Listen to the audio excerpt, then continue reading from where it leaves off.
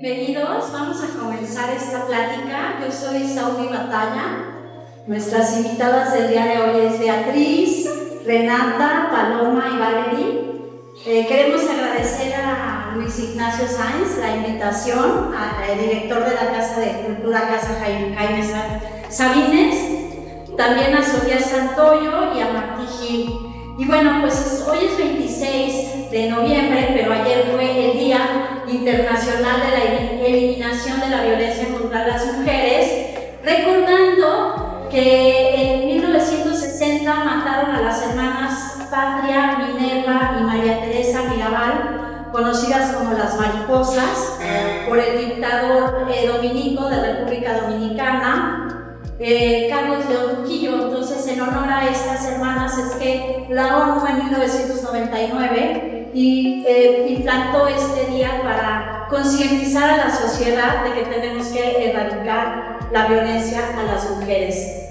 Voy a darle la palabra, no sin leer su semblanza, a la maestra Paloma Torres. Y bueno, pues un poco investigando, vi su página web y se las recomiendo muchísimo, palomatorres.com, y ahí van a poder conocer lo multifacética de la técnica de la maestra Paloma, porque lo mismo trabaja la cerámica que el metal, el textil, la madera, otros materiales, y en esta página pues se puede explorar muy bien el trabajo. Y voy a leer su currículum. Nació en México, es licenciada en Artes Visuales de la Escuela Nacional de Artes Plásticas de la UNAM, asistió a un curso de impresión calcográfica a color en el Atelier 17 en París, así como en un curso profesional de impresión con el profesor Carlos García.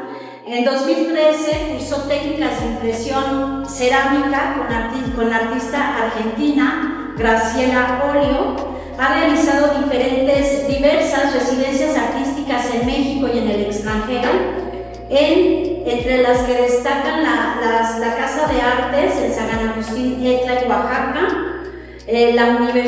una universidad de Bengala, Calcuta, con un maestro en Quebec, Canadá, en Austria, en China y bueno, en Francia. Cuenta con más de 100 exposiciones colectivas y 55 individuales, destacadas las realizadas en el Museo de Arte Carrillo Gil, en el Palacio de Bellas Artes, en el Museo Amparo de Puebla. Su exposición Patrones Urbanos se presentó en París, en Berlín, en Beirut, en Kuwait, en Bangkok y en San Francisco. Bueno, pues actualmente presenta una exposición individual, El Hilo de la Tierra, en el Seminario de Cultura Mexicana en la Ciudad de México.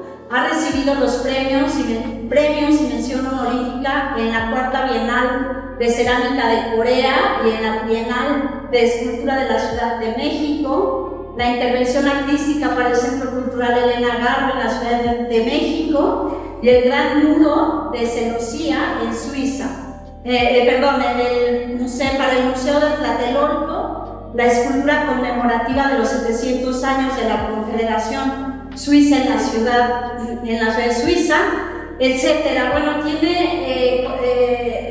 su obra forma parte de numerosas colecciones públicas y privadas, como la del Museo de Young de San Francisco, California, en Estados Unidos, el Museo de Arte de China, la Fundación de Caracas, una fundación en Caracas, Venezuela, en Puebla, el Museo de Arte Moderno en México, el Museo de Arte Ponce de San Juan de Puerto Rico, en el MUAC, en el Museo de Arte Abstracto de Felgueres en Zacatecas, etc. Bueno, impresionante el currículum de la maestra Torres, de la maestra Paloma Torres, y pues es un orgullo poder platicar contigo. Bienvenida, te doy la palabra.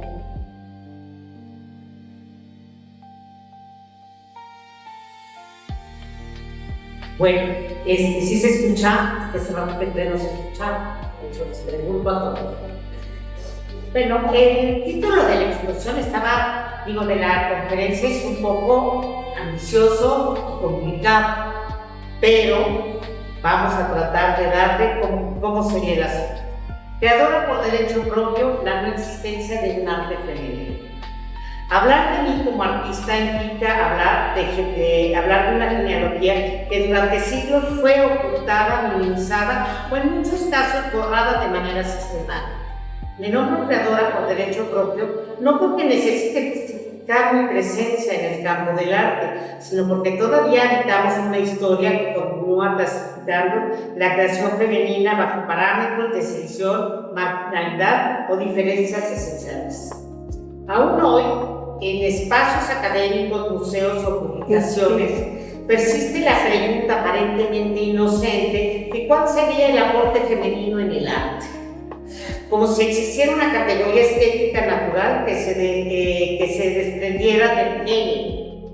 Linda Nofri, en su célebre ensayo Why Have There Been No Great Women Artists, del 1971, desplazó de manera radical el enfoque de la discusión. No preguntó por la ausencia de mujeres geniales, sino por las estructuras institucionales que implicaron su participación plena y su visibilidad pública.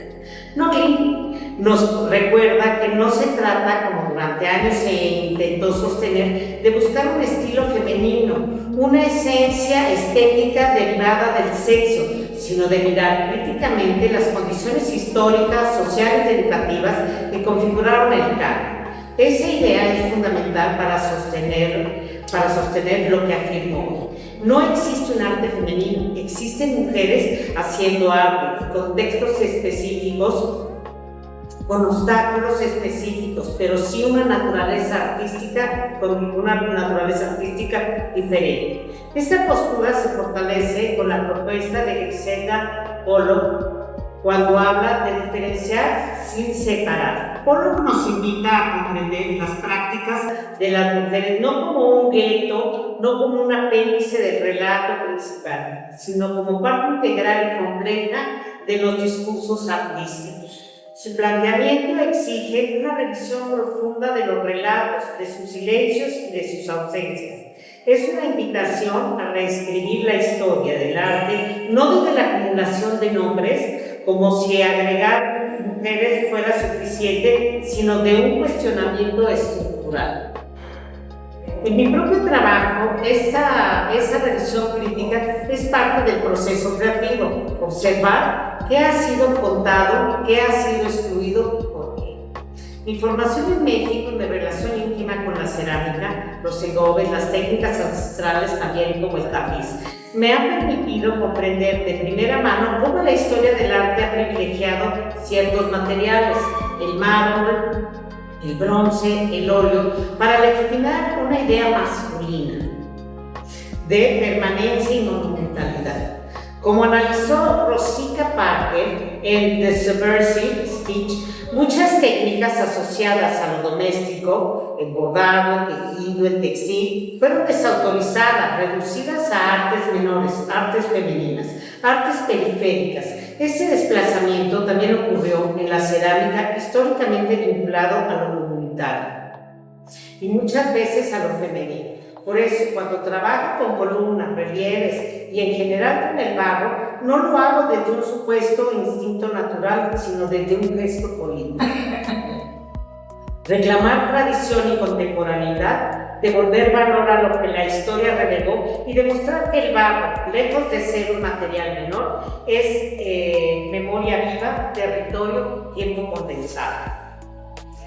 Si retrocedemos en la historia, encontraremos figuras como Ende, iluminadora española del siglo X, Sabina von Steinbach, escultora del siglo XIII, o Teresa Diez, pintora del siglo XIV. Todas ellas trabajaron en diálogo directo con sus contemporáneos, varones, produciendo obras de enorme sutileza y complejidad. Sin embargo, la historiografía moderna la redujo a excepciones o rarezas, como si su presencia no respondiera a una tradición, sino a un accidente aislado.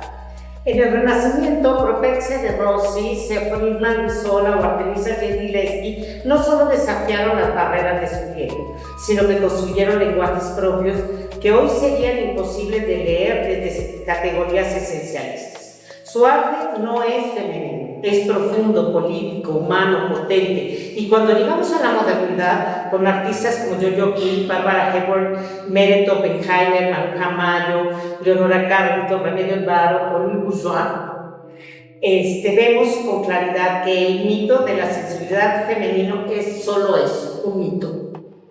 Una construcción cultural utilizada para encasillar, no para comprender. Judith Butler, en Gender Trouble, desmonta la idea de un género estable, fijo y natural. Su teoría de la performatividad me ofrece una clave para rechazar la etiqueta del arte femenino, porque presupone una esencia original, una coherencia interna entre cuerpos, género y forma, la creación. Mi obra, como la de tantas otras artistas, no nace de mi género, sino de mis preguntas, de cómo se relacionan con el cuerpo, con la escala arquitectónica, de cómo dialogan con el territorio y la memoria, de cómo el barro conserva, transforma, respira, de cómo la tradición mesoamericana puede ser resignificada desde el presente sin caer en la nostalgia y en el folclore. Mi arte no surge de un deber ser femenino, sino de una posición crítica en un mundo concreto. Si Donna Caraboyala, en su manifiesto Cyborg, de habitar las fronteras, de romper los dualismos hombre-mujer, naturaleza, cultura, cuerpo-máquina y construir identidades híbridas, yo encuentro ahí una unidad profunda. Mi práctica artística se ha movido precisamente en estos espacios fronterizos.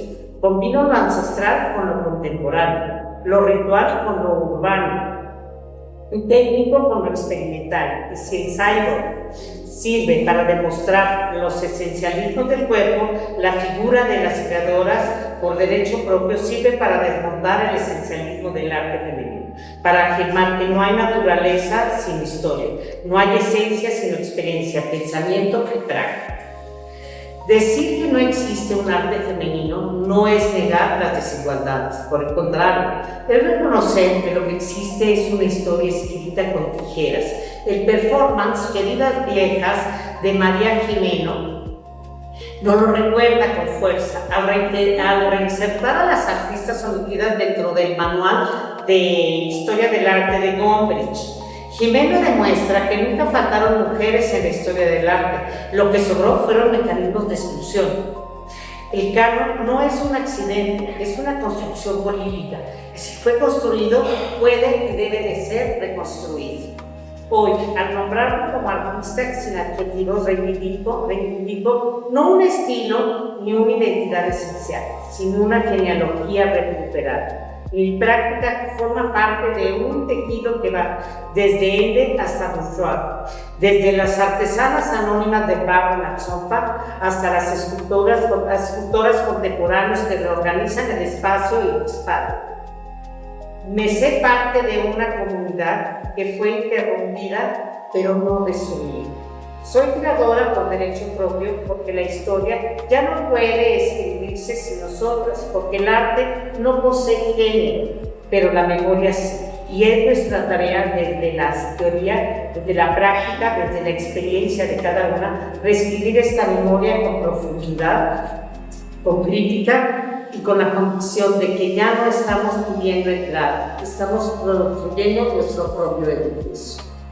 Entonces se los agradezco y espero que esto les haya sido útil para saber que existimos por derecho propio, que el arte se ha escrito por una voz masculina a lo largo de la historia, pero que la situación va cambiando, no sé cuánto, porque tenemos ahorita que la cultura, la gente piensa que no sirve y menos de mujeres.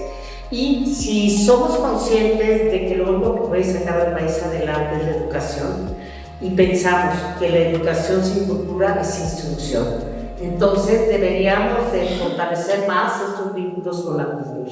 Muchas gracias.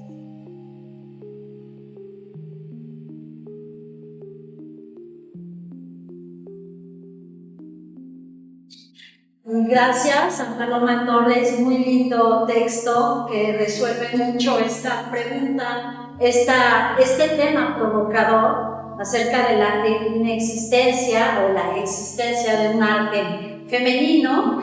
Y bueno, pues Paloma nos habla muy bien de cómo no existe en el arte como pieza misma un género, pero la memoria sí, y de eso pues es muy conmovedor, porque existimos y estamos presentes aquí como creadoras.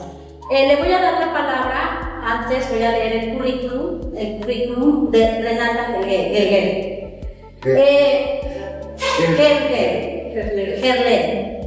Renata Gerler. Artista visual con estudios en el Art Students Language de Nueva York y el Hampshire College en Estados Unidos y en el Art Institute de San Antonio, Texas, alumna de Helen Escobedo y Roberto Turbo. Cuenta con 14 exposiciones individuales en el Museo de Arte Contemporáneo de Querétaro, en el Museo de Arte Abstracto de Manuel Felgueres en Zacatecas, en el Museo de Geología de la UNAM, Jardín de las Esculturas del Instituto de Cultura de Jalapa, Veracruz, Museo García Ponce Macay de Mérida, en el Centro Cultural Indianilla en la Ciudad de México, en el Museo de Antropología de Jalapa de la UNAM, Extensión de San Antonio, Texas, y en Génova. Tiene más de 50 exposiciones colectivas en ciudades como Estocolmo, París, Montevideo, Sao Paulo, California, Haití, La Habana, Aguascalientes, Tijuana, Morelia, Colima, Guadalajara, etc. Fue premiada en la 18ª Bienal Alfredo Salce en el 2011 y su obra forma parte de colecciones en China, en el Banco de México, en Bulgaria, en Coruña, España, y es beneficiaria del Sistema Nacional de Creadores de Arte del 2021 al 2024. Le doy la palabra a la maestra Reina.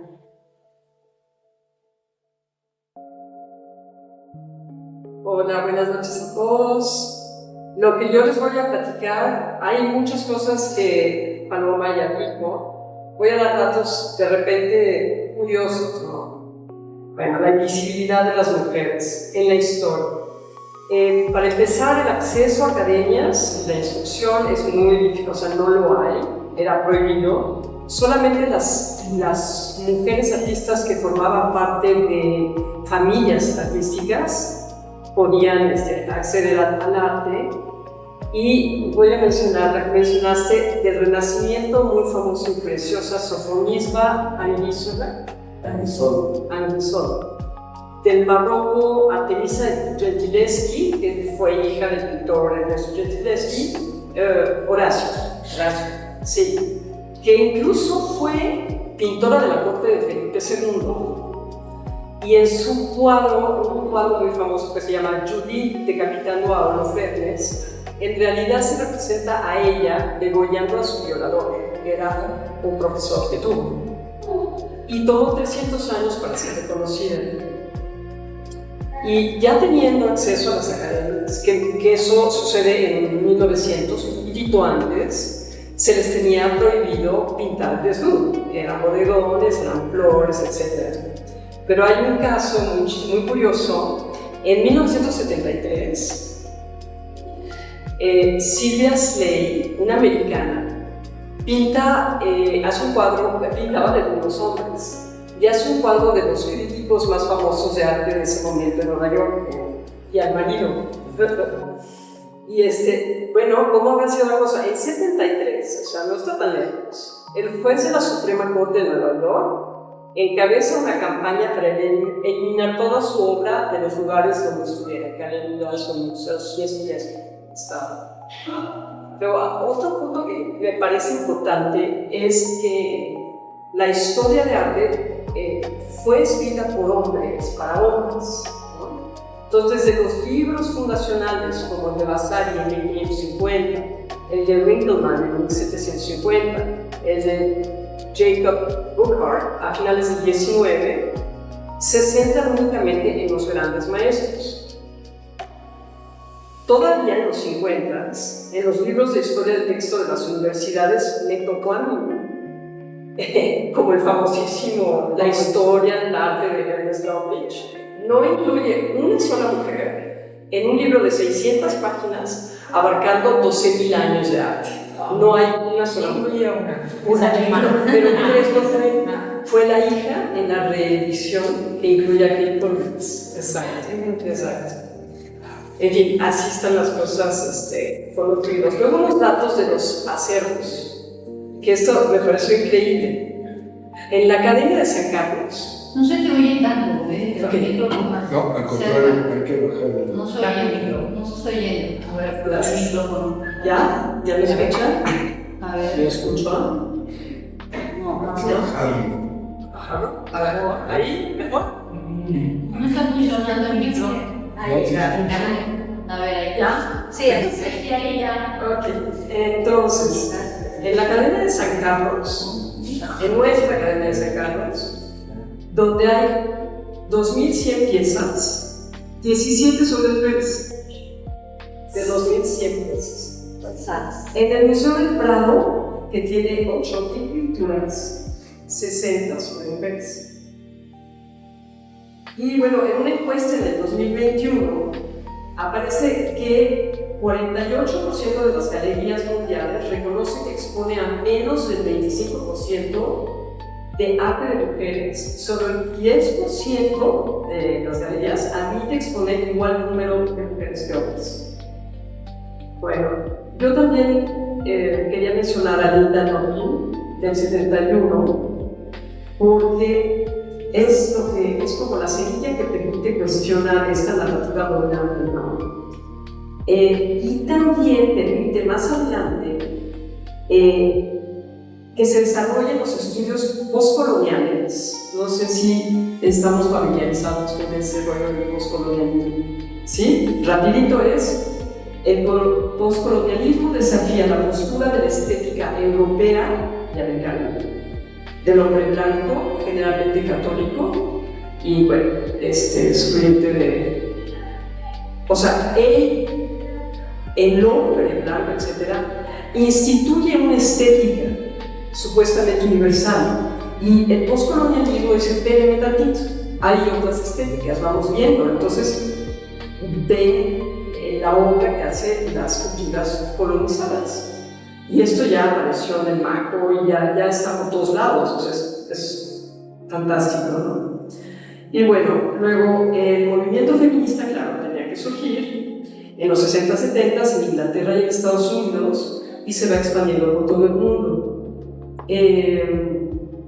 Doy unos poquitos ejemplos: Frida Kahlo, Remedios Varo, Leonora Carrington, Mónica Mayer, Ana Mendieta, cubana, que es fabulosa, Luis Bourgeois, Kate Collins, Eva Hesse, Judith Chicago, Mary Shapiro, etc. Y luego en 1985 sale una agrupación de mujeres que se llaman las Guerrilla Girls, ¿no? Y se disfrazan con una cabeza de gorila para el anonimato. Entonces son muy irreverentes, tienen mucho humor y hacen una cosa que me pareció sensacional. Pegan un cartel por todo Nueva York. En ese año que acabo de decir, porque MoMA inauguró una exposición sobre los artistas más importantes del momento y no había una sola mujer. O sea, en el 85, ¿no? Entonces crean este cartel que se llama Las ventajas de ser mujer artista. Son 13 puntos, pero no se los voy a decir todos, nomás unos poquitos que se hicieron curiosos. No tener que estar en exposiciones con hombres. Tener la seguridad que tu arte será etiquetado como femenino. Ver tus ideas plagiadas en las obras de otros. Tener la oportunidad de elegir entre tu carrera y la maternidad, que eso tocó a mí, yo escogí la maternidad. Tener más tiempo para trabajar después de que tu pareja te deje por alguien más joven. Ideal. Ser incluida en versiones revisadas de la historia, ya lo vimos. Saber que tu carrera podría llegar al éxito después de los 80 años. Y sí, hay más puntos. Y sobre mi obra, lo que les podría platicar es que, bueno, soy escultora y grabadora y creo que mi arte es inmensamente femenino, contrariamente a lo que estamos debatiendo acá.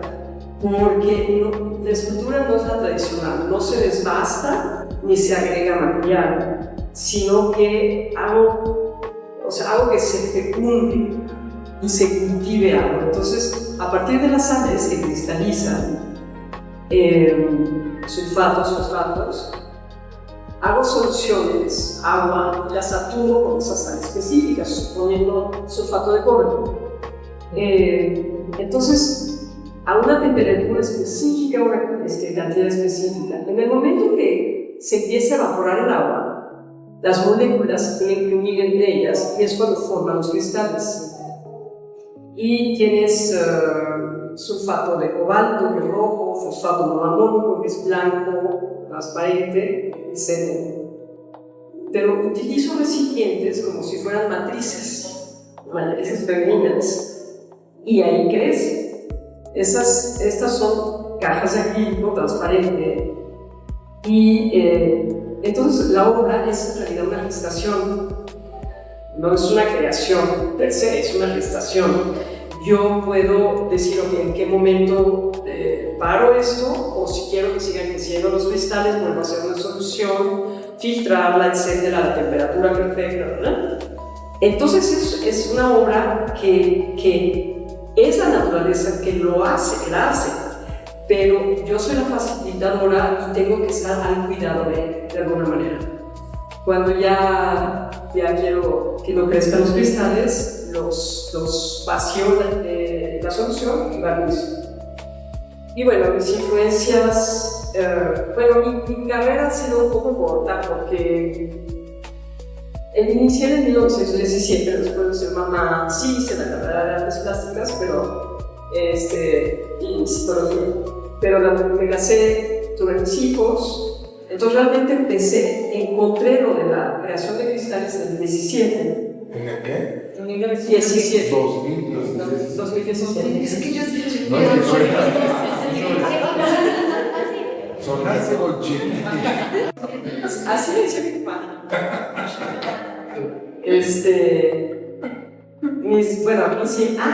Si me dan chance, les quiero nada más mencionar un texto de Robert Smithson, que es de Land Art, que es una de mis influencias, el minimalismo y el postminimalismo también.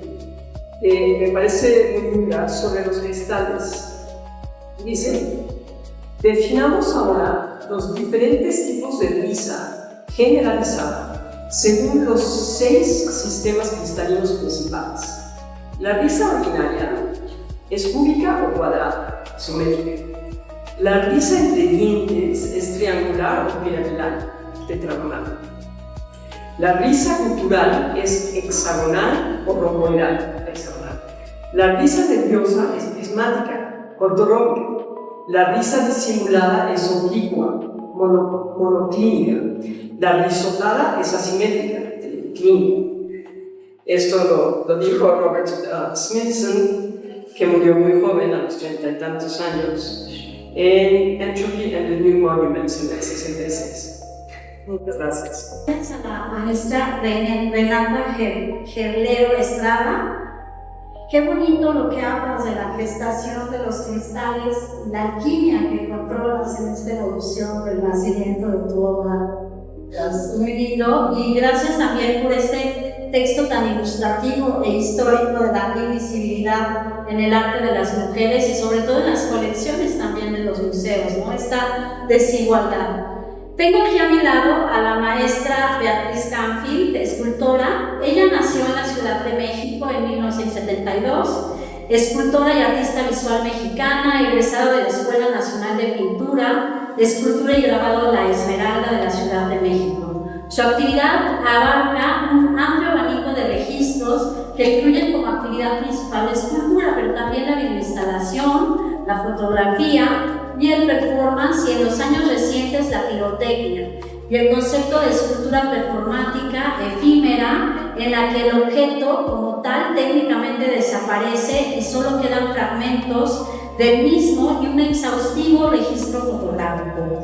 Ha realizado escultura monumental para espacios públicos en México y en Suiza, país donde residió desde el 2009 hasta finales del 2016 y en el que hizo numerosas exposiciones individuales y colectivas, desarrolló proyectos curatoriales y donde también creó un espacio alternativo, una galería llamada Zona 30 Arte Público en la localidad de Sierre, en Suiza, en el 2015. Este espacio todavía está activo. Además de México y Suiza, el artista también ha expuesto su obra de manera individual y colectiva en países como España, Francia e Inglaterra. Ha trabajado en diversos proyectos curatoriales multidisciplinarios y de gestoría cultural, y también ha impartido talleres y mesas redondas en torno a las artes visuales. Ha participado como jurado en diversos concursos de artes visuales en México y en el extranjero. Fue miembro del Sistema Nacional de Creadores de Arte del 2018 hasta el 2025. Te doy la palabra. Para comprender el significado de esta lucha. El primer Congreso Feminista en México se llevó a cabo en la ciudad de Mérida, Yucatán, en enero de 1916. Fue un evento histórico convocado durante el gobierno del general Salvador Alvarado, gobernador revolucionario de Yucatán, y marcó un hito en la lucha de los derechos de las mujeres del país. Voy a mencionar algunas mujeres que son importantes en este movimiento. Es Elvia Carrillo Puerto, conocida como la monja roja del Mayar, una defensora del sufragio femenino y de derechos reproductivos. Emilia Galindo, activista y secretaria de Luciano Carranza, quien abogaba por la igualdad política y educativa. Consuelo Zavala Castillo, maestra feminista y yucateca que luchó por la educación de las mujeres, participación política, roles de género, que eso es lo que más nos han atrasado, ¿no? Y todas las leyes que hoy en día nos protegen se las debemos a la lucha incansable de mujeres con nombre y apellido y otras muchas anónimas. Estas mujeres sentaron las bases del feminismo en México, impulsada la educación, la igualdad y los derechos políticos para las generaciones futuras. En fin, nuestras primeras feministas destacadas pues es Sor Juana Inés de la Cruz, aunque ya no se sentía feminista. Estamos hablando de 1651-95. Rita Cetina Gutiérrez, maestra y escritora yucateca que fundó la primera escuela secular para niñas en Yucatán, La Siempre Viva, y promovió la educación como una herramienta para la emancipación de las mujeres. Matilde Montoya, primera médica en México, enfrentó resistencias sociales y legales para ejercer su profesión y convirtiéndose en un símbolo de la lucha por los derechos laborales educativos de las mujeres. Juana Belén de Mendoza, 1865-1914, periodista y activista, utilizó la prensa como herramienta para criticar las injusticias sociales, abogar por los derechos de las mujeres, incluyendo su participación política. Elvia Carrillo Puerto, 1878-1968, conocida como En fin, en la Primera Guerra Mundial, pues es como bien interesante porque es ahí justo cuando las mujeres empiezan a utilizar, a apoderarse de cosas porque los hombres estaban en guerra. Las mujeres entran al frente asumiendo roles tradicionalmente masculinos, trabajando en fábricas, transporte, oficina, hospitales. Este trabajo comenzó a desafiar los estereotipos de género sobre el papel de las mujeres en la sociedad. Miles de mujeres trabajaron como enfermeras, conductoras de ambulancias, voluntarias de guerra, desempeñando un papel crucial en el esfuerzo. O sea, en realidad, esta primera guerra pues avienta, o sea, como que impulsa a las mujeres a una revolución, ¿no? A apoderarse, a tener una voz y un voto. En el mundo somos 49.5% de mujeres con un 50% de hombres. Y la desigualdad todavía es enorme, ¿no?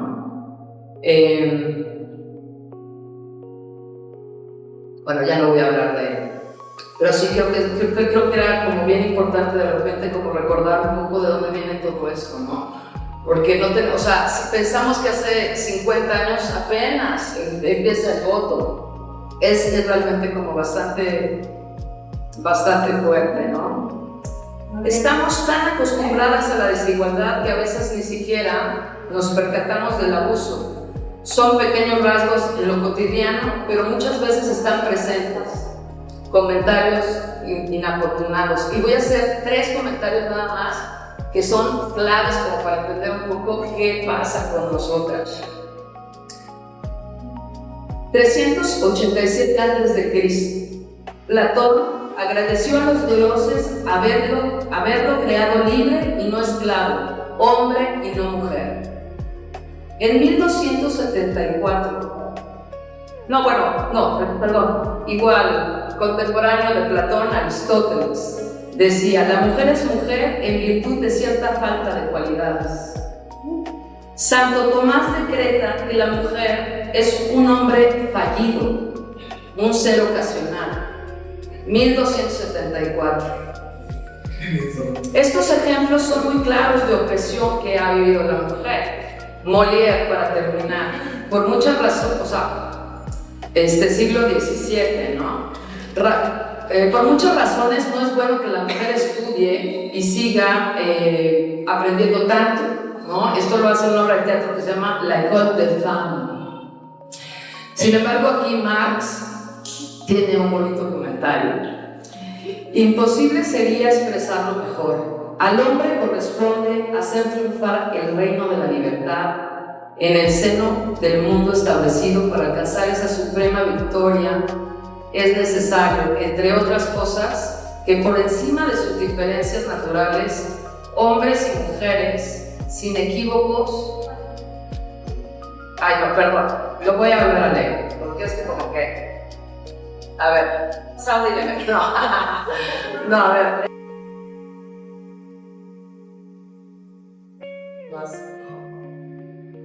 Buenas tardes. Pues bueno, yo quiero primeramente, me siento rara, no estoy acostumbrada al micrófono. Pues agradecer esta invitación a esta mesa. Me siento muy honrada al lado de grandes artistas que yo he seguido a lo largo de mi carrera, y pues estoy muy conmovida de compartir esta mesa. Pues bueno, el título de esta mesa me pareció como bien padre: creadoras por derecho propio, todas lo somos, y la no existencia de un arte femenino. El arte femenino es un concepto equivocado que marca la invisibilización y la devaluación histórica de la mujer en el arte. El arte no tiene género, es un arte, es solo arte. Una obra debe evaluarse por sus propios méritos. El arte ha estado dominado por los hombres y es de su propia mano que la historia del arte se escribe. No es que no existan mujeres artistas con talento, es que históricamente no se nos permitió desarrollarlo ni profesionalizarlo. La ausencia de grandes artistas mujeres es un reflejo de la desigualdad estructural, no una evidencia de la inferioridad artística. Simplemente no se les permitió entrar a la academia ni pertenecer a gremios de artistas. Tenían limitaciones sociales y domésticas, solo se estimulaban sus roles como madres, como esposas, como hijas, como cuidadoras. El problema se ubica en las condiciones sociales que impiden que las mujeres tengan las mismas oportunidades. La tarea del feminismo, y repito, todas nos basamos un poco en Linda Noche, porque bueno, es una mujer muy importante que habla mucho del feminismo. Y ella se hace una pregunta: ¿por qué no ha habido grandes mujeres en el arte? Esto es un texto que es muy padre, que es más o menos como de los años 71. Las instituciones reforzaron la desigualdad, el sistema del arte, museos, críticos, estuvieron dominados por los hombres, y esto creó un canon masculino y un canon del género. No se trata de encontrar grandes mujeres ocultas, sino de desmontar el mito del género. No se trata de rellenar la historia del arte, esos vacíos, sino se trata de escribir una nueva historia del arte, de examinar críticamente las instituciones y transformar las condiciones para las artistas actuales. El artista debe tener algo que decir, pues su deber no solo es dominar la forma, sino adecuarse a un contenido.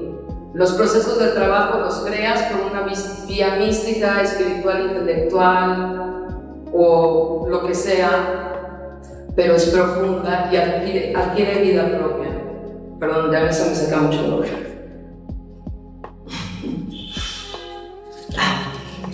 Interpretar los símbolos es una forma de poseer la obra, de verla en su totalidad, manteniendo la posibilidad de ser siempre contemplada bajo nuevos puntos de vista.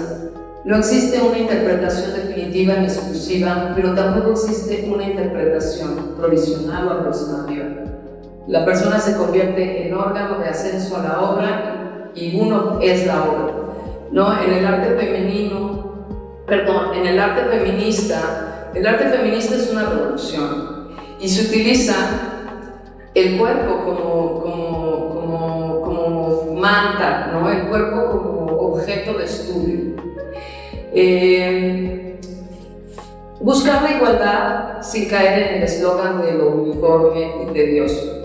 Quiero decir con esto, respetando la singularidad de las personas, de las mujeres, y proyectándola, revalorizando sus características únicas. Cada individuo es único e irrepetible, y de esta manera los unos y los otros nos alimentamos, crecemos, aprendemos, nos comunicamos, dialogamos. La igualdad no siempre significa uniformidad, sino garantizar que cada persona tenga lo necesario para alcanzar su potencial, respetando las diferencias. La igualdad es un principio fundamental que afirma que todas las personas tienen un mismo valor, dignidad, independientemente de sus características físicas, sociales, culturales y económicas. La filosofía y la ética, la igualdad implica que todas las personas deben ser tratadas de la misma forma y con respeto. En la justicia social se busca reducir las desigualdades económicas y sociales. En las leyes políticas públicas se refiere al trato imparcial ante la ley y a garantizar los mismos derechos y obligaciones para todos. Me pareció un poco importante como acercarnos un poco a la historia, de dónde sale todo este feminismo y por qué nosotras, las artistas, aunque no hagamos arte feminista, somos feministas. El acceso igualitario, bueno, leyes tenemos muchas, ¿no? Pero bueno, hace falta mucho más que leyes.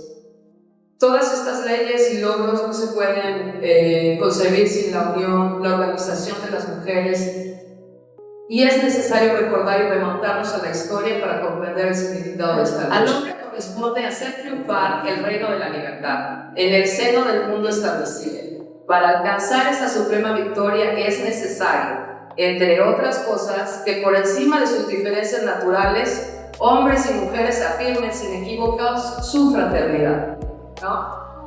Entonces, bueno, pues, todas estas, tenemos que mencionar obviamente pues, a todas estas feministas, pensadoras maravillosas que nos impulsan pues a tener una postura rebelde ante esta situación, ¿no? Obviamente pues hablamos del feminismo existencialista de Simone de Beauvoir. En fin, leyes tenemos y las conocemos todas, pero no va por ahí. Tenemos que seguir como poniendo el dedo, ¿no? en el renglón. Yo pienso, ¿no? Considero en lo particular que las mujeres tenemos que cambiar nuestra relación con nuestro propio género.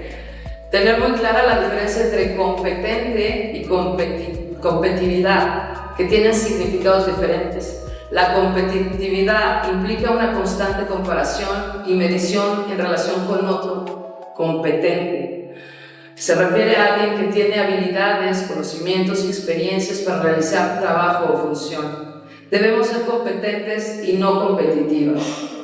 E incluir en nuestro cotidiano el concepto de...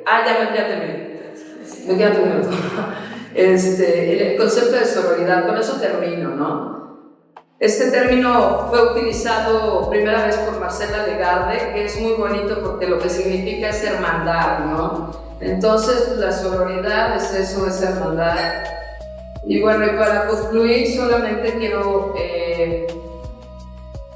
pues hablar brevemente de mi trabajo. Yo creo que mi trabajo es una especie como de libro con capítulos distintos, en donde a veces trabajo temas sociales o temas feministas o simplemente temas estéticos con diferentes materiales, ¿no? Tengo como, pues sí, esa idea de retomar procesos y quizás dejar un proyecto que regresa una década después. Pues nada, yo sentí que era importante como recordar un poco los principios del feminismo y todas tenemos como esa propuesta en nuestro trabajo y en nuestra manera de crear. Muchas gracias.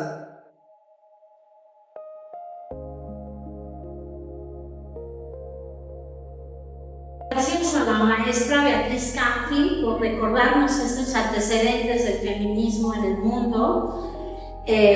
También pues por hablarnos de estas mujeres tan importantes en la historia.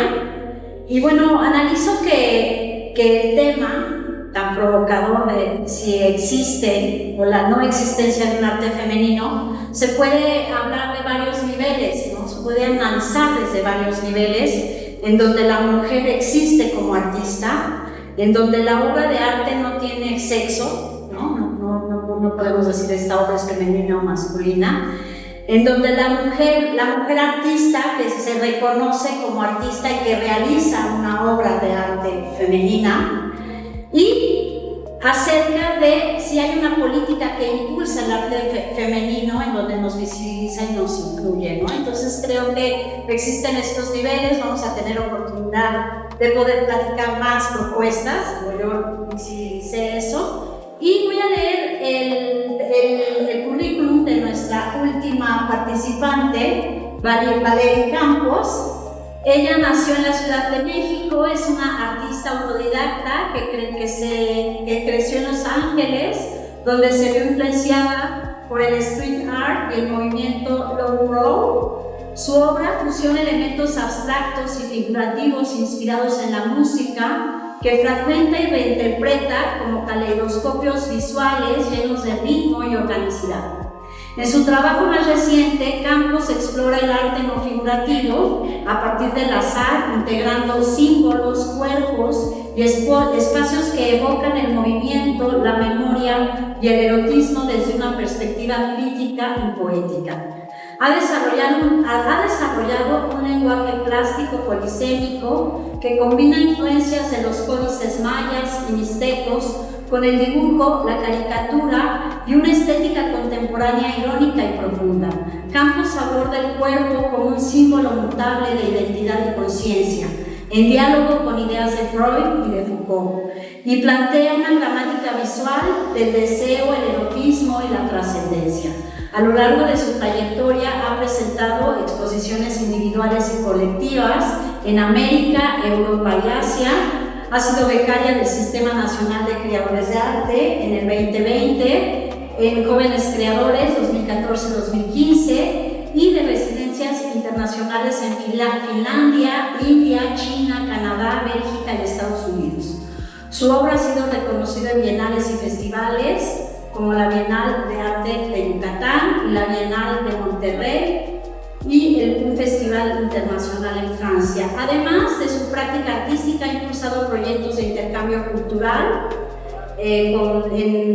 con apoyo de Francisco Toledo. Tiene una plataforma que se llama Vaivén Collectors 2020, plataforma que produce documentales y eventos para difundir un arte contemporáneo en México. Actualmente vive y trabaja en la Ciudad de México y Nueva York. Le damos la palabra a la maestra. ¡Bravo! Bueno, pues yo las escuché muy atenta. Muchas gracias.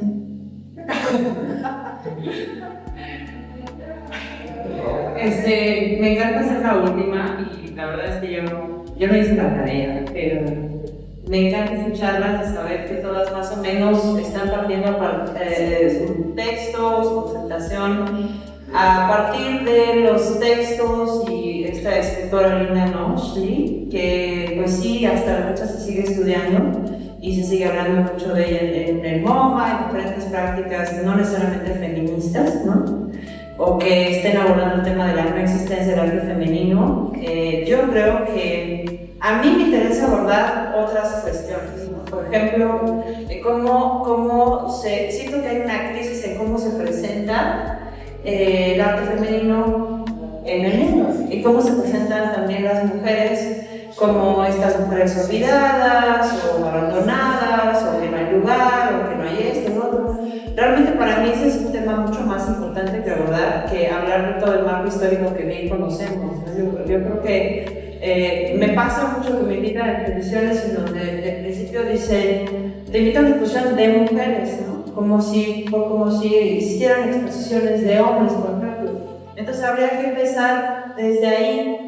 Para simplificar ese mito de la grandeza, habría que empezar por dejar de separarnos, de demarcarnos, de clasificarnos, de hacernos a un lado a nosotras mismas y vernos como abandonadas y dejadas y tal, porque la situación de esta idea de la no existencia del arte, que yo creo que ya es un tema viejo, honestamente, o sea, yo no creo que esto esté sucediendo hoy día.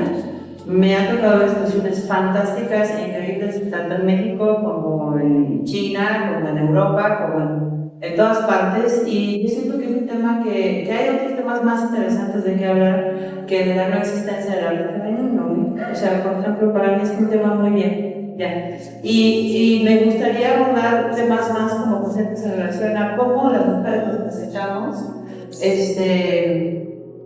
ante el público.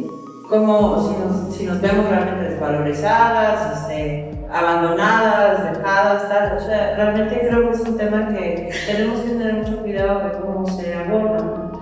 Y por otro lado, pues sí siento que hay un resultado, o sea, bueno, hay un feminismo mal entendido, sobre todo en México, que es otro tema muy delicado, muy fuerte para abordar en otro contexto.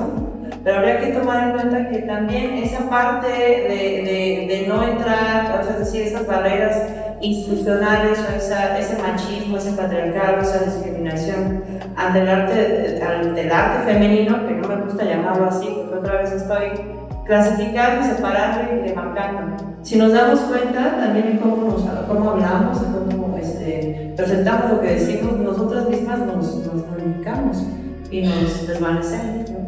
No lo hacen los hombres, lo hacemos nosotros. Entonces yo no creo en esa igualdad para empezar. No creo que somos iguales todas las mujeres, entre mujeres somos diferentes, todas somos diferentes.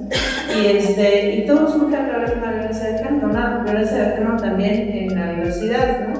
De género. Por ejemplo, ayer estaba pensando en el arte de algunos artistas que por alguna razón venían al tanto con la presentación, pensando, oye, ¿qué artistas se podría hablar que abordan el tema del machismo, del patriarcado? Por supuesto, venían a mi cabeza artistas como Paula Rego, ¿no? Paula Rego, que es una artista que además me encanta, utiliza la fantasía para explorar los temas machistas, del patriarcado, social, político, incluso. Lo hace de una manera extraordinaria. Pero entonces estaba pensando también en alguien como Julio Galán, por ejemplo, que fue un artista súper explícito, que habló de su situación y nadie más que él vivió un machismo y una agresión hacia su trabajo como artista, ¿no? O sea, es una artista que a mí me gustaría poner sobre la mesa muchas veces y lo sigo estudiando, me encanta. Otro artista que lo pongo como qué diferencia hay entre alguien como Julio Galán, que su trabajo fue explícito totalmente y sufrió de este machismo y de esta violencia de género, su trabajo, ¿no? Otro artista es Francis Bacon, ¿no? Francis Bacon tuvo que lidiar con ese machismo aunque su trabajo lo llevó, o sea, su tema fue algo más privado, más íntimo, no fue tan explícito como Julio, pero sí realmente sufrió de violencia de género, de machismo, de muchos otros tonos con ¿no? El trabajo no tuvo el mismo lugar que tuvo el trabajo de los artistas de su época, no le abrió las puertas, no hubo exposiciones, o sea, fue un poco arruinado también. Otro artista que me quedé pensando, y estoy hablando de Ed Rauschenberg, por ejemplo, él nunca habló de su trabajo, él era homosexual y nunca en su trabajo hay una sola referencia sobre su intimidad o su historia personal, ni mucho menos, ¿no? Y así me ocurre con muchos artistas que me interesa más hablar del resultado del trabajo que en sí de la no existencia del arte. Me interesa más hablar como de la fuerza que tienen las mujeres para no necesariamente tener que decir estoy hablando de un arte feminista o feminista porque no hay lugar para el arte feminista, o sea, en vez de desde la carencia hablar desde otra parte que realmente nos invite a plantearnos o hablar sobre la interpretación de lo que vemos, no sé si me explico. Y yo pensé que más iba a ser como una charla que más como poner un tema y desarrollarlo, pero por ejemplo para hablar de mi trabajo, cómo ha sido mi carrera, yo sí soy una artista autodidacta que he transitado por muchas diferentes etapas a lo largo de toda mi carrera. Empecé siendo una pintora súper abstracta y todo un recorrido por la figuración, la ilustración, la narrativa, tal, y para regresar a un punto no figurativo. Y ahí, pues yo puedo decir que ha sido justo a través de esa no identidad. Yo no siento que mi trabajo sea ni femenino, ni masculino, no lo veo como, pues soy una artista mujer, tengo que pintar femeninamente o hacer cosas que tengan que ver con lo femenino. Nunca me he planteado realmente estas cosas, no está en mí plantearme eso, es más bien como tengo muy claro que el arte le pertenece al contexto histórico y por lo tanto, histórico y social, y que por lo tanto es una consecuencia de la contemporaneidad. Entonces, para mí es un reflejo de lo que vivo cada día, de lo que estoy interesada en aprender o investigar. En sí no le agrego más cosas que no tienen. En ese sentido no veo mi trabajo como el trabajo que hace una mujer.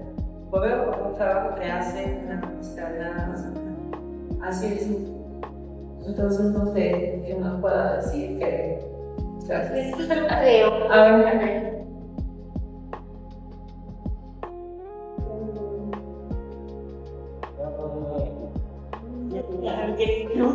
Trata de si alguna de las que estamos en esta mesa hablamos de que si nuestro trabajo es de una mujer o no. Estamos tratando un tema que existe, o sea, yo mi trabajo lleva Lego, o sea, yo trabajo con cerámica y eso de gran formato y hago cosas y trabajo con un material en donde siempre ha sido estigmatizado, o sea, el barro es un material denostado.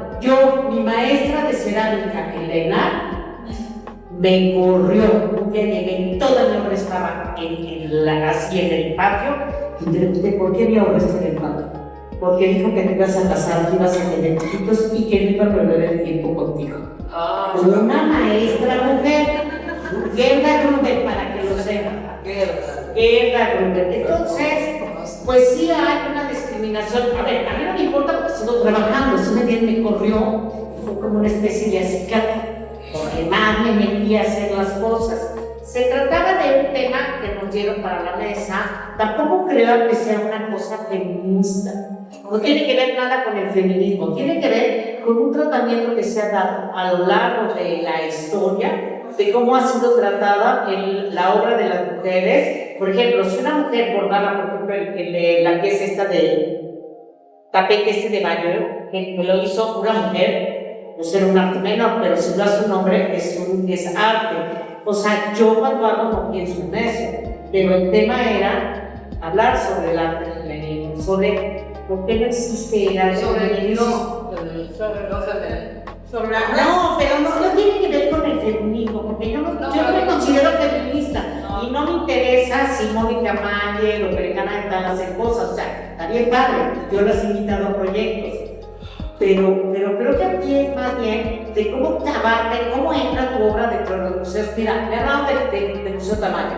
Necesitamos obras de mujeres porque solamente el 20% de la obra de todo el Museo Tamayo es de mujeres. Entonces, el board del museo está pidiendo que se incremente el número de mujeres.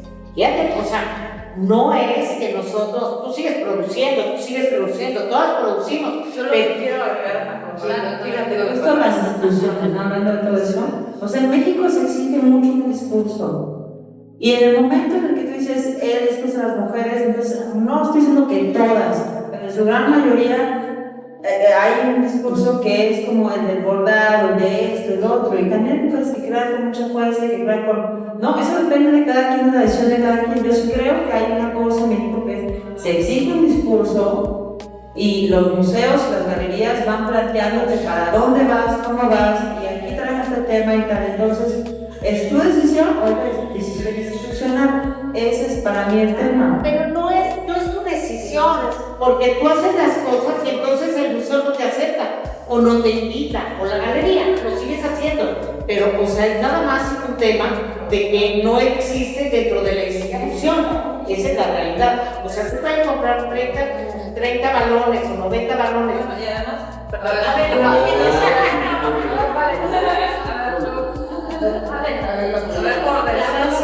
Gracias, maestra Vale, por abrir esta charla y provocar y por recordarnos la fuerza que tiene el arte femenino, ¿no? Que es lo que rescato también. Que pone sobre la mesa, le doy la palabra a Pilar. Bueno, yo quiero, bueno, tomando en cuenta lo que dice la maestra Paloma, esta es una oportunidad también para hablar de una discriminación porque la existe y no podemos negarla porque existe.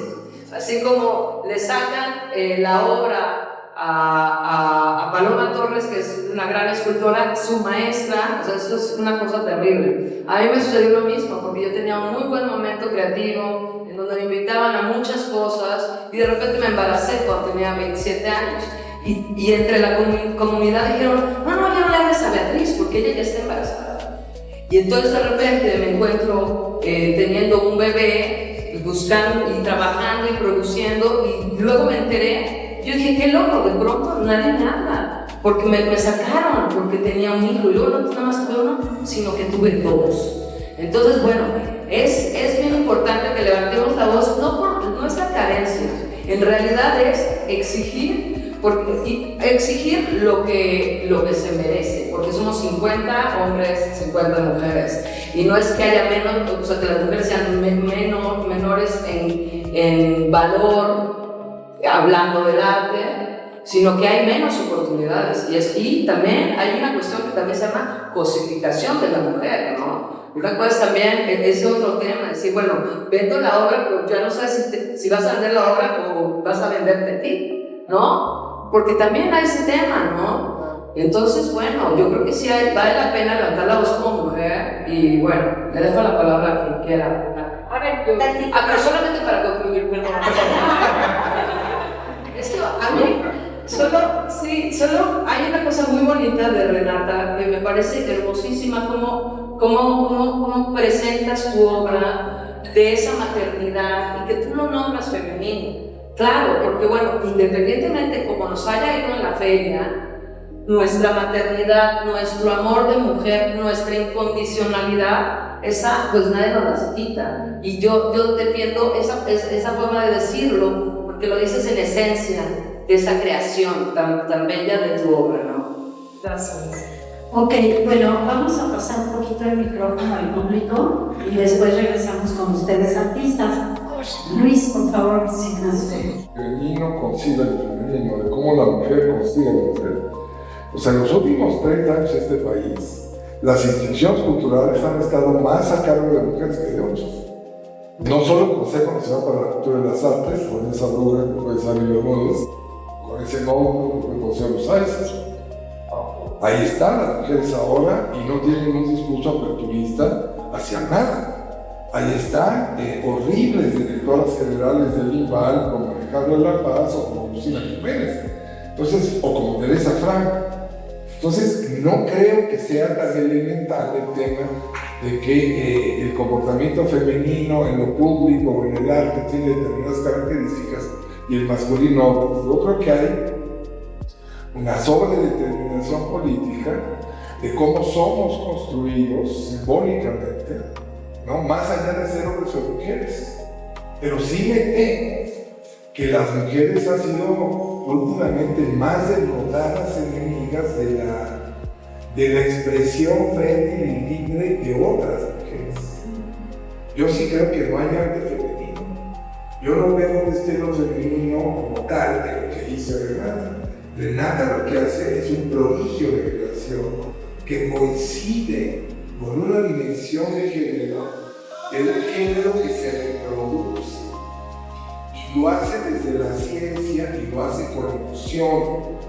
Entonces, no es un tema, digamos, que pueda rigurosamente definirse como un tema de un arte femenino. No, yo creo que es una forma tridimensional de plantearnos universos que es absolutamente fascinante, ¿no? Que tiene esta idea filosófica de la gestación y que eso es a lo que nos tendríamos de detener, ¿no? Entonces, el tema no es de cuotas, evidentemente. Vean ustedes cuántas mujeres han pasado en los últimos 2 años en el Museo Universitario de Arte Contemporáneo en la UNAM, y son más mujeres que hombres. Ese no es el tema, es si justipreciamos esas expresiones, si les damos el valor que tienen y si dejamos que fluyan, y no poniendo el acento en que son mujeres, ¿no? Yo lo que quisiera es que haya una exposición, no sé, de Matisse con Georgia O'Keeffe, y no porque sean hombre y mujer, sino porque son artistas que son equivalentes en muchos sentidos, ¿no? Entonces me parece que la discusión tiene mucho que ver con romper estas fronteras de lo político, donde hombres y mujeres son un asco, en términos de reconocer el mérito de los creadores. ¿Alguien quiere Brian, ¿no? ¿En el orden? Pues, presentaciones. Yo no soy artista, soy estudiosa del arte indígena dentro de sus procesos históricos como una reelaboración simbólica. En ese sentido me voy a dirigir a hacer 2 preguntas. Lo que escuché fue, con todo el respeto, y no quiero que se sobreestime, este discurso de revictimización me parece que es ofensivo hasta para uno mismo, ¿no? Porque dejamos de lado la ontología. Ontología. ¿Dónde me ubico? Yo vine precisamente a escucharlas, primero porque conozco el trabajo de las compañeras y me parece interesante, y segundo, porque estudio la etnografía de la valoración a partir de la iconografía, del arte indígena. Ese arte que yo no escuché en esta mesa, por ejemplo, de América Latina, de mujeres, por ejemplo, en los Andes, ¿no?, del siglo XVI.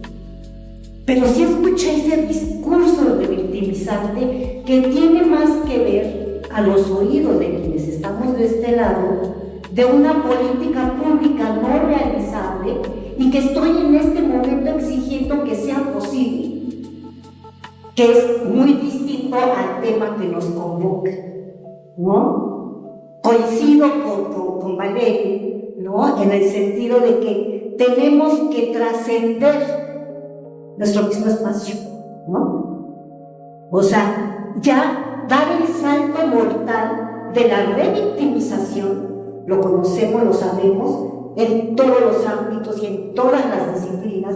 La discriminación tiene siglos y lo sabemos. Pero ¿qué estamos haciendo hoy?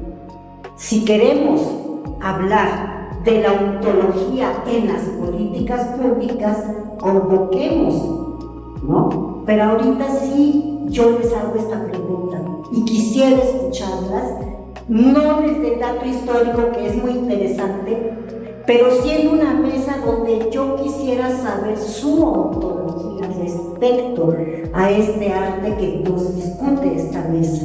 Muchas gracias y gracias por permitir tanto tiempo. ¿Quién quiere responder? Yo creo que Paloma habló, Renata habló, o sea, todos han hablado. Yo nada más una cosita. Movimiento postcolonialista y colonialista, y descolonialista, perdón, porque quieren rescatar precisamente todo lo que hay en historia, de todas partes del mundo y no nada más la visión europea. Y esto ya pasó hace, no sé cuándo se inició, la verdad, pero tendrá 10 años. Ya se ven piezas en el Maco, que es lo que decía aquí en México, donde se le da valor a todo lo que fue colonizado y todo el arte antiguo. Gracias. Adelante. Yo solamente, quiero decir una cosa. Yo, trabajo con un material que tiene que ver con el arte indígena y con el arte en general, porque el barro es el primer material con el que el hombre se civilizó. O sea, su comida la tuvo que poner en algún recipiente para cocinarla. Con la domesticación de la tierra es donde empezó el asunto. Pero sí hay un término sobre artesanía en un mal rollo yo te digo porque yo cuando expuse en el museo Amparo, que fue una exposición solamente de cerámica, el problema era, ¿cómo le vamos a decir a la exposición si la cerámica no es un arte para entrar al museo? Fíjate lo que te estoy diciendo, y estaba en el museo. Le dije, bueno, no tiene que ver con el material, es como que dices una escultura de mármol o es de bronce, es una escultura, punto, el material es diferente. Y yo sí siento que tengo un vínculo con el arte que me precede, como es el arte prehispánico, pero llevado a una contemporaneidad. O sea, no podemos seguir replicando el calendario azteca. Tenemos que ver cómo se utiliza ahora la ciguateteo. O sea, tenemos que ver cómo se utiliza ese material con un lenguaje contemporáneo. Y de hecho, una exposición muy interesante en antropología que se llamó 8000 años de arte contemporáneo, que venía desde el arte prehistórico hasta nuestros días. Entonces, no es que nos victimicemos, es que estamos tratando un tema que nos dijeron hay que hablar de eso. Bueno, pues cómo hablas y cómo das a entender, no solamente hablando de que el arte es femenino, no, ya no podemos hablar de un arte femenino, tenemos que hablar de arte hombre, mujer, perro, mujer. Y de hecho, muchos de los críticos con los que estuve viendo Parker o Haraway o cualquiera de ellas, son sobre todo artistas, son críticas que hablan sobre el arte queer. O sea, ahí meten toda esa cuestión de género, donde no es solamente hablar del arte de las mujeres, sino de la diversidad. Porque hoy en día ya no podemos hablar solamente de que no entran las mujeres. ¿Cuál es la diversidad? Si estamos dispuestos a que el arte de los homosexuales, el arte de los transhumanistas, el arte de las mujeres, es más, yo creo que ahorita los hombres son los que van a ser rechazados. Entonces tenemos que organizar una exposición de hombres. Pero No, pues yo te agradezco mucho el comentario, me parece muy interesante tu observación. En mi caso, mira, la manera en la que yo abordo mis temas, que son diversos y siempre están en constante cambio, como yo, ¿no? Es desde una arqueología de los sentidos, es involucrar todo lo que me compone como ser humano, no como mujer, no como creadora, no como es un tema que para mí, cuando me acerco al trabajo, que a veces no se puede también, lo que me pregunto es ¿qué es ese intento? ¿Qué es ese intento de acercarse a algo desconocido? Eso es la obra de arte para mí. La obra de arte es ese intento de acercarte a algo que no conoces, que está dentro de ti y que estás tratando de llevar a cabo para acceder a eso, de alguna manera. Esa es la manera en la que me ha puesto a mi trabajo, ¿no? Muchas gracias. Gracias. Bueno, Beatriz, pues bastante diferentes. Evidentemente, antes de llegar, noté el título. O sea, ¿existe el arte femenino? ¿Es esto? ¿Es lo femenino en el arte como es? No existe. Un arte creadoras por derecho propio. La no existencia de un arte femenino. Exacto. La no existencia de un arte femenino. ¿Okay? De acuerdo. Y mis interrogantes fueron estas, ¿no?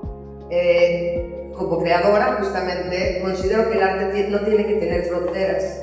El arte que justo se vuelve como muy, para mi punto de vista, muy localista, no trasciende la universalidad. Para mí el arte, bueno, para mí y creo que dentro de muchos de los críticos y analistas y opiniones, como también diversas, como las que estamos escuchando ahorita, el arte no tiene que ser universal. Cuando alcanza esa universalidad, y entonces en esa universalidad justamente existe lo femenino y lo masculino. En ese mismo rubro podemos decir lo que ahora se sabe, es que efectivamente tanto mujeres como hombres tienen una parte masculina y tienen una parte femenina, y aceptar justamente su feminidad, los hombres, es la nueva masculinidad, lo que se llama. Efectivamente nosotros, por eso yo no soy de las añejas feministas, de hecho ni siquiera soy de las actuales feministas, simplemente soy mujer, así nací, en ese sentido, pero efectivamente reconozco, y es muy bonito ver ahora las nuevas masculinidades que reconocen su parte femenina. Entonces también podemos voltear a ver cuando estudiamos el arte, los creadores en general, como por ejemplo una Georgia O'Keeffe, ¿no? O sea, ¿cómo se podría calificar? Maravillosas piezas que trascienden su feminidad, pero son femeninas hasta del desborde, ¿no? O como Louise Bourgeois, justamente siendo lo que es tan poderosa y tan masculina, es femenina en su creación. O como por ejemplo también podríamos citar a ¿quién otro? Saville, ¿cómo se llama? Jenny Saville, ¿la ubican? Sí. Y también su obra es sumamente fuerte hasta rasgar entre lo que, como dirías, ahora en los anuncios políticos que tienen un sesgo muy sui generis sobre la feminidad y recuperar, como decían hace un rato, la victimización. Ahora, yéndoles a ese punto, o sea, cómo recuperar nuestra feminidad en un contexto que es cierto, hablando de lo histórico, o sea, históricamente, o sea, no teníamos acceso a la educación, o sea, si nos vamos para atrás, o sea, entonces, en esa medida, sí el arte es un medio de sensibilidad y de expresión, sí aborda criterios de eso, que sí ha habido como cierta limitación en términos sociales a través de la historia y todavía hay una resaca. Estoy totalmente de acuerdo que no hay que mirarlo desde ese ángulo, pero creo que el arte sí tiene el compromiso permanentemente de las reflexiones que a cada quien le importen y le interesen y ser compartidas tu propia reflexión con el público. Y si nos atañe un poquito ese meollo que sí está en el aire, o sea, no teníamos derecho a la educación, no podían entrar a la medicina, de hecho todavía no soy religiosa, pero no puede haber papas mujeres, por ejemplo, ¿no? Es pecado, somos, o sea, y en ese sentido sí destaca, no por feminista, no por femenina, no por femenino, sino por solamente un análisis social que nos atañe universalmente como hombres y mujeres, como lo masculino y femenino que tenemos.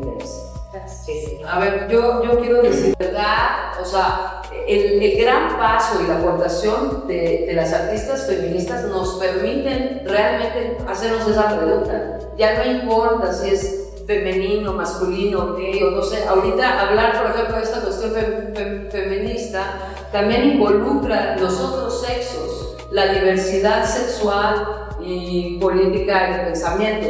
Pero sí, yo siento que la aportación ha sido brutal de las mujeres, porque ellas son las que dan el primer paso de utilizar el cuerpo como material, ¿no? Pero también los hombres. Yo justo lo que... Bueno, sí, pero yo solamente quiero... Mujeres, feministas, arte femenino... Pero yo quiero solamente mencionar artistas que son muy importantes y que vale la pena mencionarlas, porque precisamente a partir de lo que tú dices, ellas hicieron un trabajo. Yo no estoy obligada, uno no está obligado a hacer un arte feminista, aunque tu mente sea feminista, ¿me entiendes? ¿Por qué? Porque ya estuvo una Lorena Wolfer, ¿no?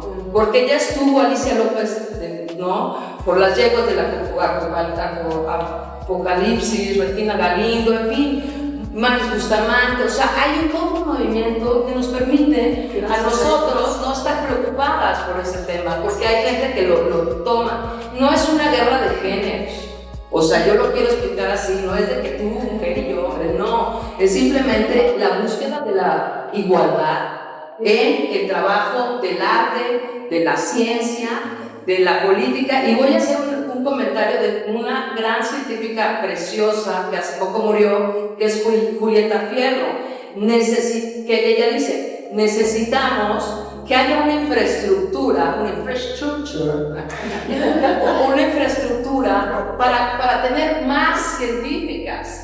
¿Qué es lo que se necesita? ¿Por qué? Porque necesitamos, nuestro país necesita más científicas, más artistas y menos amas de casa, que estés ahí atendiendo al marido.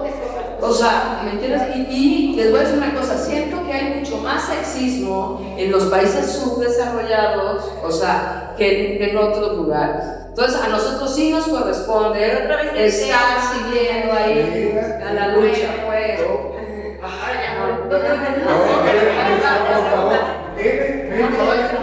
Lo que estoy viendo es, primero, agradecerles que hicieron un recorrido histórico, ¿no?, de las mujeres que han actuado y que han apoyado que estemos aquí, ¿no?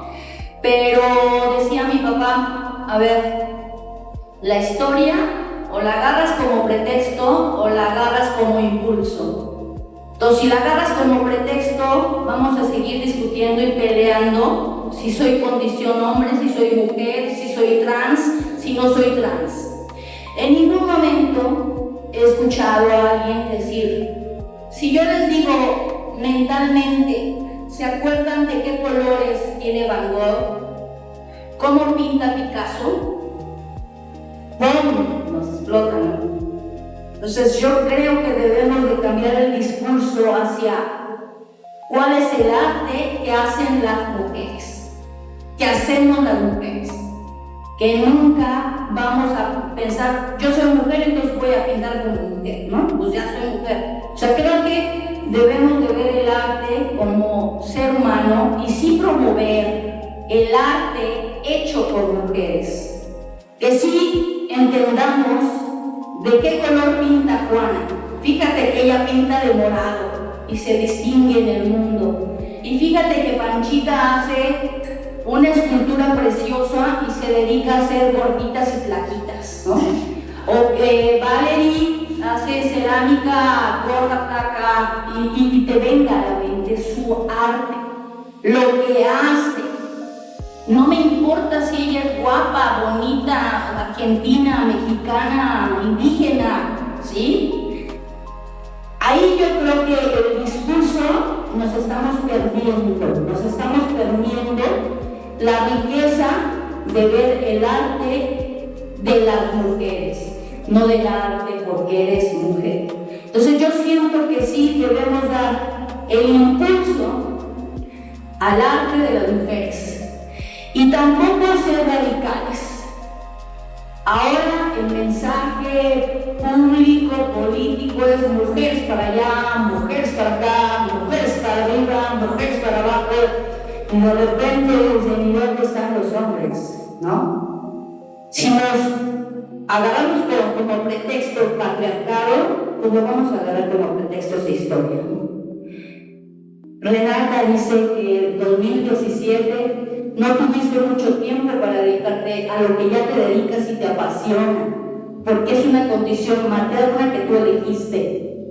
Pero no por ser artista ni por ser mujer, sino por ser humano. Y tú te decidiste hacer eso, un aplauso. Pero eres artista, mujer, hermana, esposa, tía. Entonces, si nos enfocamos en que la mujer es tía, la mujer es hermana, no, soy un ser humano que me tocó ser mujer. Bueno, soy mujer. Entonces, yo sí me gustaría promover como cambiar ese discurso y hacerlo como universal, ¿no?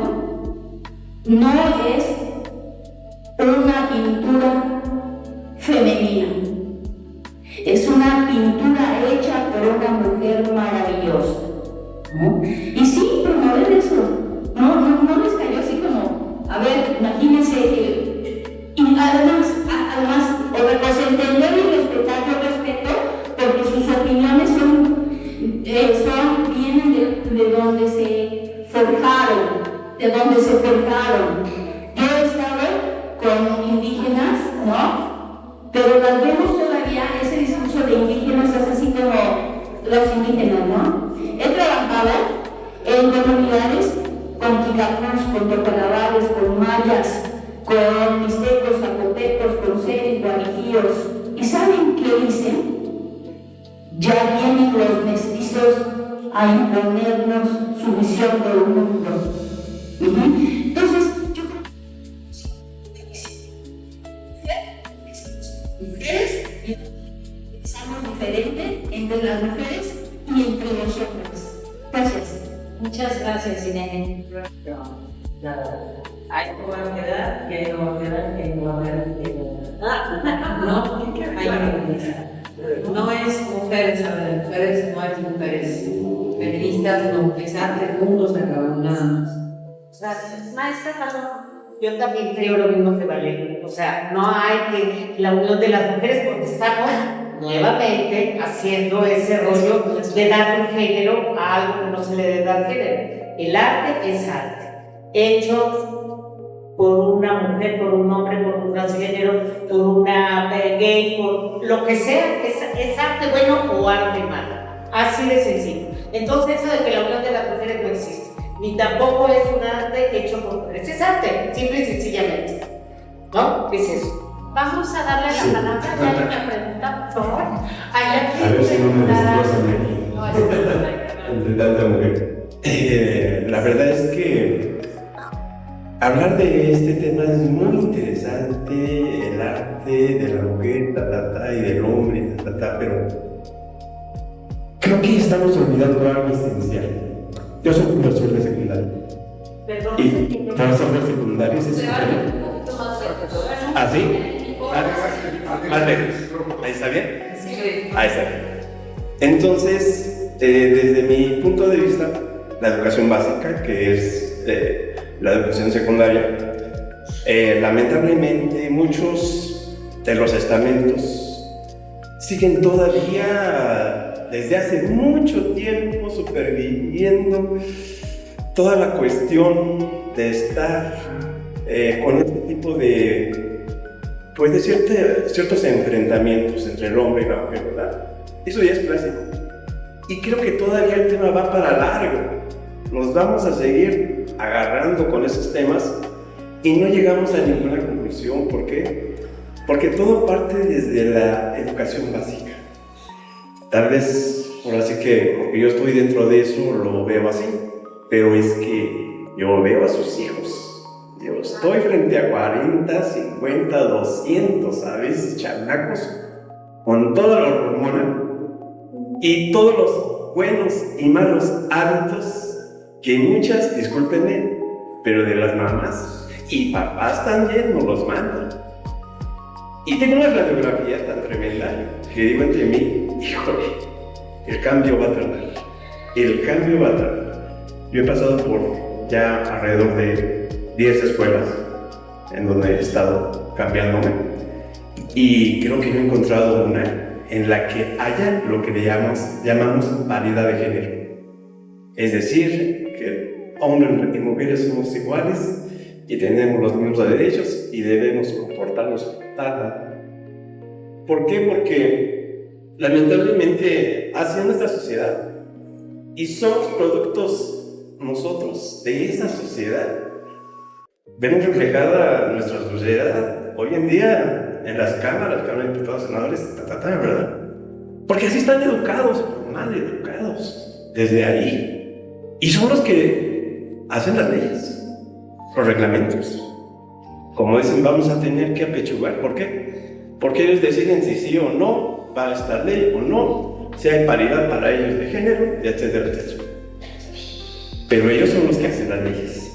Aunque haya más mujeres tal vez, o más hombres, pero ahí está la ley. Entonces ya desde ahí yo creo que había que analizar un poquito ese papel, ¿no? ¿Cómo me gustaría que llegara una secretaria de educación pública que tuviera combinado los dos puntos de vista de hombre y mujer para saber que en realidad a los niños desde pequeños hay que enseñarles a hacer qué hacer? Muchas gracias. Exacto. Muchas gracias. ¿Alguien de la mesa quiere responder? Nada más quiero hacer un pequeño comentario para mí, aunque estoy de acuerdo que victimizarse no lleva a nada, etc. Ok, pero un dato que escuché o leí por ahí hace poco es que toda la medicina, en general, está estudiada para hombres más que para mujeres. ¿Sí sabes? Entonces, salvo todo lo de lo que concierne a las mujeres. Entonces, sí, son cosas muy escondidas. No tanto. O sea, ¿tú sabías que la medicina estaba hecha por hombres para hombres, etcétera, y solo recientemente están cambiando esas cosas? ¿Sí sabías? Ah, no. Ajá, entonces, pero me parece algo como medio... Sí, discutido, pues. Pero todo está hecho para hombres por hombres. El lenguaje. Bueno, yo no sé por qué se puso tan álgida la cosa, porque creo que todas coincidimos en que esta era una mesa de, ¿cómo se llama? No femenina, ¿no? Y bueno, ahora hay algo que yo quiero decir, no veo dónde está la victimización, no entiendo de qué victimización están hablando cuando uno habla de cosas reales, de simplemente igualdad. O sea, no veo de dónde está la victimización. O sea, si alguien me puede explicar porque me perdí algo cañón. Perdón, no tenemos que pensar igual. ¿Qué crees? No, pero quiero entender. Quiero decir algo. Pero quiero entender. Tenemos que pensar igual. Y estoy de acuerdo. Estamos bien. Sí. Porque somos mujeres, no tenemos que pensar igual. Si fuéramos hombres, mujeres tampoco. No tenemos que pensar igual. Tiene razón, pero La verdadera revolución se da a nivel individual. Esa es mi manera de pensar. Y es así como yo pienso. Y no tenemos que estar de acuerdo. ¿O sí? ¿No? Beatriz, no, hay una gracias, tienes razón. Nada más que pensé que igual sí. En extremo conservadora, en extremo. Y, pero aparte es una familia que es de pintores. Mi tío Víctor Sánger pintó los murales de la Universidad de Nayarit cuando gusten ir. Sí, tengo un tío que está en Alemania, Germán Sánger, que él se dedica a dibujar solo árboles. Y yo he pintado muchas veces, pero hasta los regalo. Honestamente, no sé, por gusto, por amor. Yo tengo 48 años, yo estuve aquí en la 68, orgullosamente en la Jorge Casaunda del Castillo, y también estuve en la escuela particular, soy egresada de la UNAM de Odontología. Es una carrera que es en un 93% para mujeres. Sí, psicología y odontología es de las carreras que son por elección para las mujeres, que nos permite ver a nuestros chiquillos, ¿no? También no dudo que pintura, yo las felicito, bueno, aquí a los organizadores, ¿no? A Marisa, al alcalde, a todas ustedes por venir. Yo sí concuerdo, porque yo soy amante del arte. Yo soy una persona que se puede perder en una pintura. Yo soy muy sensible. Jamás hubiera pensado decir esta pintura es femenina o masculina. Yo concuerdo con Valerie absolutamente. O sea, el arte es expresión. Es la expresión del ser sin género. O sea, yo lo concibo así. Yo quedé muy marcada por el Greco en una exposición que hubo en Bellas Artes, no sé si se acuerdan, ¿cuánto tendrá? ¿10 años o más? No, tiene como unos 14 años atrás que vino toda la obra del Greco. Es impresionante.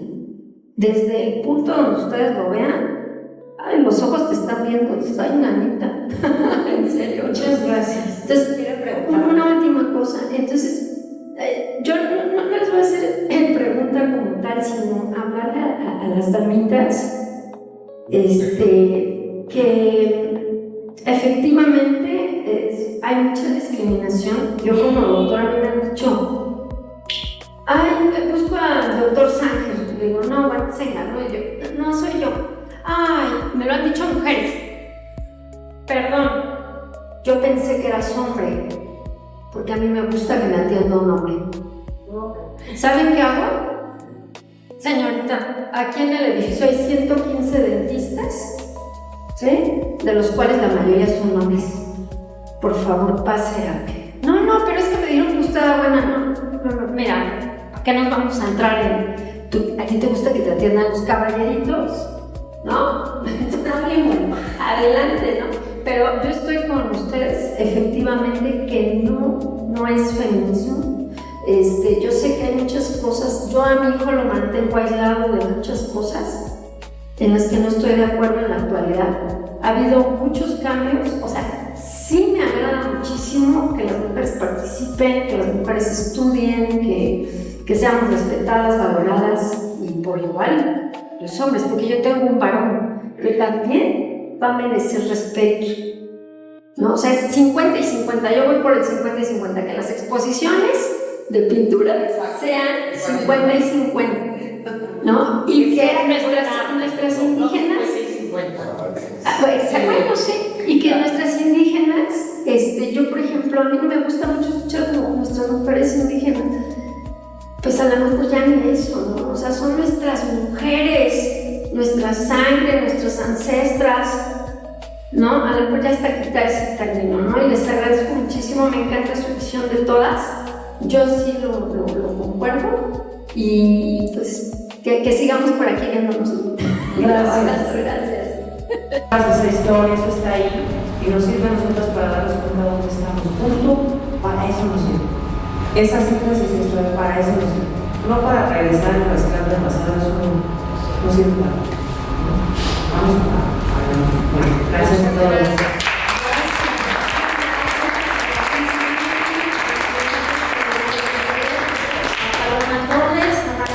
Yo soy Saúl Batalla y gracias a la Casa de Cultura Jaime Sabines. Hasta la próxima.